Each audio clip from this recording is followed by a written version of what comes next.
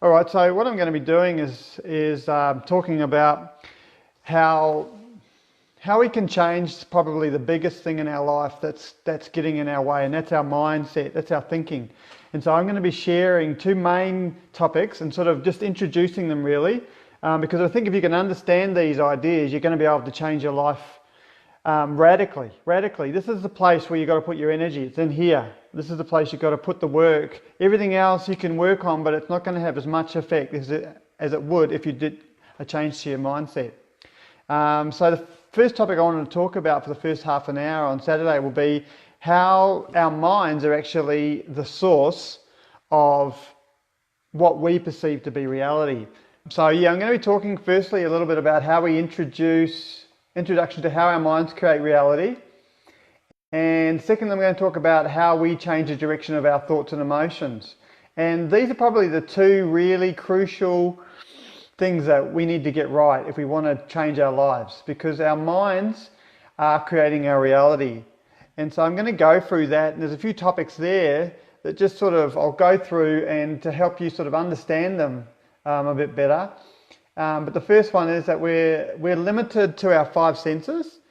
I want to share a little bit about how our minds are actually limited because they're inside the skull, and all the information that's coming through is through our five senses. And it's not necessarily, first of all, it's only picking up a tiny fraction of what's actually going on in reality. It's picking up this micro percentage of what's actually beaming in from reality into our senses. And secondly, it's filtering a lot of that. So I heard a really interesting example of this. A guy called Bruce Lipton talks a lot about this. He's really interesting. He does the biology of belief. And he talked about an experiment they did with people, and they gave them these glasses that had one colour on one side, red on one side and blue on the other.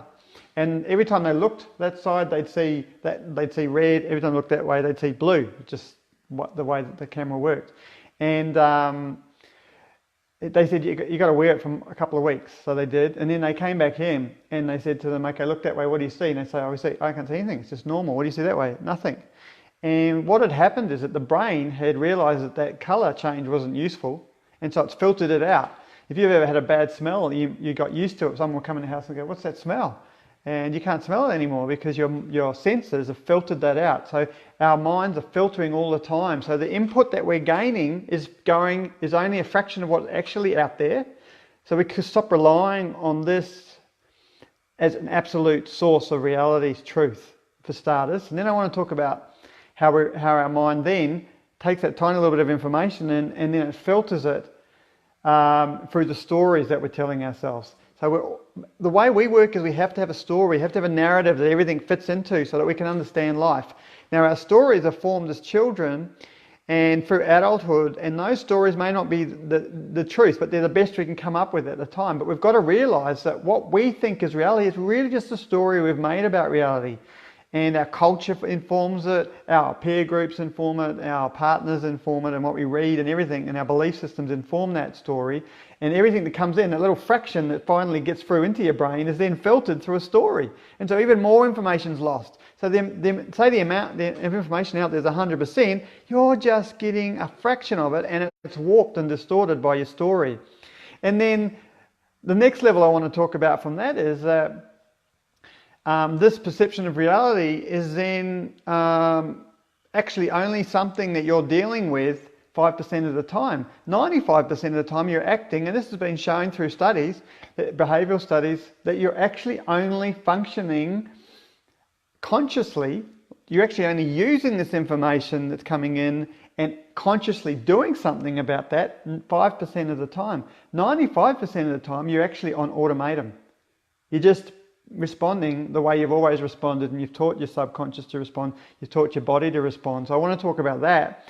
And so the next step from that is that, well, that 95% program mostly was formed from the ages of 0 to 7. And so if you start to look at what science is showing us, and you can see that most of the time, the way you're responding to reality isn't necessarily the way you would choose to if you thought about it. isn't necessarily the appropriate response to reality, and therefore you're running on 7-year-old programs with a tiny little bit of information on automatic, so you're just repeating life. You're doing the same old thing day after day because you just did it yesterday, the day before, you're going to do it today. 95% of what you do every day is what you did yesterday and the day before. And the way you reacted and responded to things is just a repetition of what you learned as a child. So I want to talk about that in more detail. And so the good news is you need to and you can change those subconscious behaviours. You need to change the way you're thinking about and reacting and responding to life in a more conscious way. Otherwise, your future is just going to be the same as the past. And most of us want to improve and make our futures better. So that's the sort of stuff I'm going to share on this live seminar. And then the second topic I'm going to cover is we're going to talk about how do we change the directions of our thoughts and our emotions. And so most of what we do is actually driven by our emotional state. We're emotional creatures, and that's a good thing, but our emotions need to be tempered and they need to be understood that they're really just colours and that they're coming from our thoughts. So I'll flick back now. You've had a little bit of a look at that. So the way I think about it is that most of us feel like our emotions are reality. And so we're just a little ship floating on a massive up and down ocean of emotions. And our emotions just seem to be totally out of our control. And so we're just reacting and responding the way we have our whole lives. Anger or depression, or we might get sad, sorry for ourselves, or we might get anxious about life. All of these responses are automatic emotional responses that you've learned. And if you want to change that, you have to realize this really amazing fundamental truth that emotions are actually coming from thinking. Emotions are created by thoughts. If I stood here for 5 minutes and just encouraged you and built you up, you would start to feel better because the thoughts that you're receiving are changing. There'd be new thoughts maybe for you being encouraged.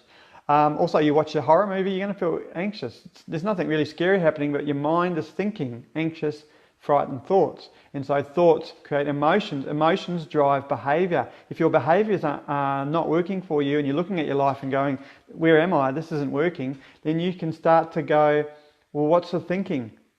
What's the emotion? What's the thinking? What's my self-talk? What am I saying to myself? And I want to talk about how to drill down into your self-talk and then to show you that below the self-talk, there's actually assumptions about life that you've created, probably very early on, probably in traumatic situations that aren't true, and you've never assessed them. So you need to dig down, teach you how to drill down, and this is called cognitive behavioural therapy. This is a really, really good tool for changing your thinking, because at the front, all your thoughts and emotions are springing from a few, maybe a handful of basic assumptions about life. An example could be that if I want to stay safe, I have to keep people happy. Another one could be my survival is all up to me. Another one could be nobody's trustworthy or everybody's trustworthy. All of these are fundamental assumptions we picked up as children, and we're operating on these basic operating systems and they're not working for us. So I'm going to teach you how to get down there and how to change those basic operating systems so that your mind starts to actually automatically change the way it responds to reality in a more appropriate way. And you can reassess your 7-year-old thinking at your age. Okay, so you're an adult, you know more about life now. Let's reassess those childhood assumptions and update them. So that's what I'm all about. It's Upgrade Me, is that you can actually increase your improve your fundamental programs so that they're producing good things. They're producing joy. They're producing happiness, peace, success. They're producing health. Your mind actually can make you sick. It's probably one of the biggest factors. I reckon 70 to 90% of visits to doctors are stress related. You may be feeling physical symptoms. You may have created some sort of unhealthy situation in your body, but it's come from a mindset, an unhealthy mindset. So if you want to improve your health, you have to work on your mind. If you want to improve your emotional state, you have to work on your mind. If you want to improve your success in life, you have to work on your mind. I think the mind is the greatest leverage for success. If you change your mind, you change your reality, you change your whole life. So that's what I want to show you in my introductory session that I'm going to be doing this Saturday at 10 o'clock on Facebook Live. Go onto my page and just tell me if you're coming along and sign up. It'd be great to see you. And in that, I'm going to introduce you to my 6-week Gold Masterclass Master School that I'm going to be running every Wednesday from 6 to 9 in the evening. So 6 p.m. to 8 p.m. I'm going to be running those. And I want to sort of give you a little view of what they look like. The first Master School will be free, so you can come and just check it out, and then you may think, yep, I want to do this. This is going to change my life. And I know it will, because it's changed my life and thousands of others. The system is, I've drawn from a whole lot of other things that I've learned, cognitive behavioural therapy that I've learned, neurobiology that I've learned, and spiritual traditions that I've come across and learned, and I want to share them with you. So I hope you join me on Saturday. Go down and check it out and share it with others. And it's been really good spending some time with you. Hopefully, I'll see you on Saturday. Okay, catch you later.